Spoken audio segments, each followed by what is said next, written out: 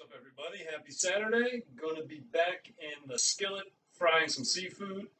So today I'm doing soft shell crabs.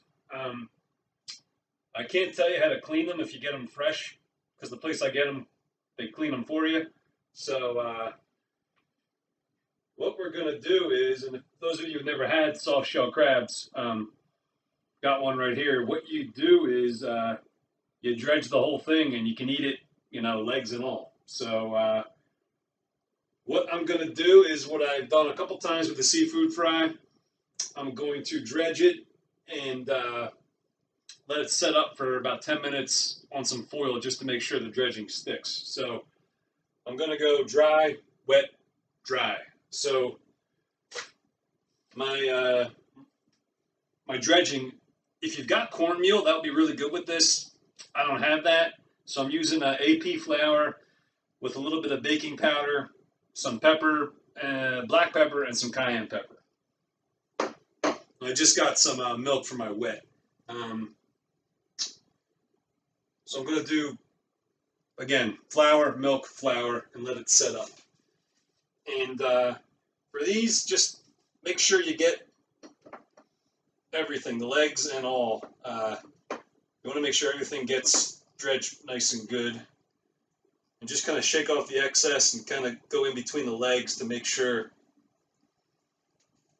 you don't want to get stuck in there. So just do your best to, don't want too much wet.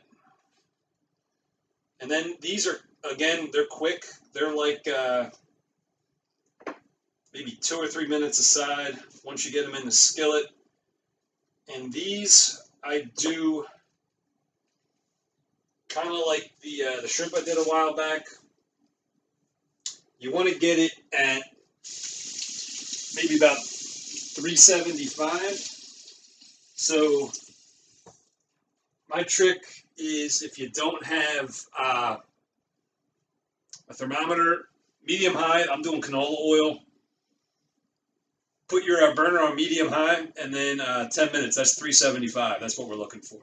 So I dredged one, I'm going to dredge the other, and I'll be back to show you the fry. It's pretty quick. I'm going to make them into a sandwich, and I'll show you how I'm going to garnish that in a little while. Alright, so these have been sitting here, now they're time to go in. As best you can when you drop these in, as you're dropping them in, 2.5 minutes, I would start with the shell side down. And when you're putting them in, just do your best to get the legs separated. You don't want them to get too close. You want everything to cook evenly. Just kind of do a check to make sure you're getting them spread out. And just kind of gently get them in there. You might want to take a step back. There's going to be a lot of splatter here. So,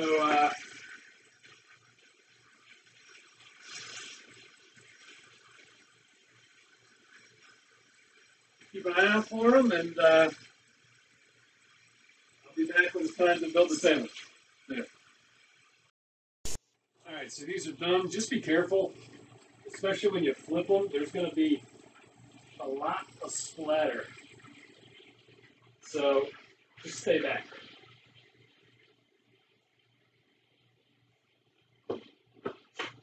So the one thing about these, I'm going to let them sit on a paper towel to drain them for a sec. It's really hard to get a bun to capture the whole crab. The legs are going to be sticking out, but that's kind of just part of the deal. So ideally, I would get like bib lettuce and tomato. Have neither of those, so I got some leftover hamburger buns. I got some tartar sauce on both sides, and a little bit of spinach, which isn't, again, I'd rather have lettuce and tomatoes, so that's what I would recommend. If you've got those,